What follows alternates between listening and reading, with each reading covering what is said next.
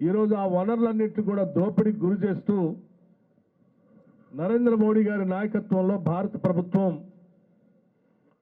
అదానీ లాంటి క్రోనీ క్యాపిటలిస్టులకి దోపిడీ చేసి పెడతా ఉంది.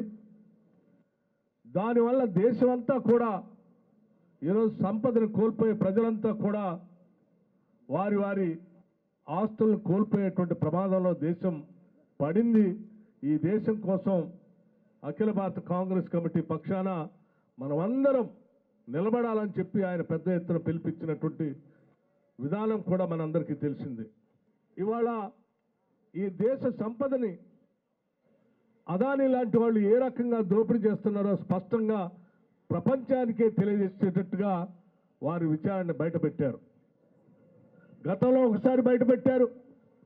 ఇప్పుడు మరీ ఆశ్చర్యపడేటట్టుగా అసలు దేశ సంపదని జాగ్రత్తగా కాపాడవలసినటువంటి సెబీ లాంటి సంస్థలకు సంబంధించినటువంటి చైర్మన్ గారే దీంట్లో కూడా ఉన్నారు అని వారు చెప్పినటువంటి విధానం ఈ దేశమే కాదు ప్రపంచం ఆశ్చర్యపోయేటట్టుగా వారు కొన్ని విషయాలను బయటపెట్టారు.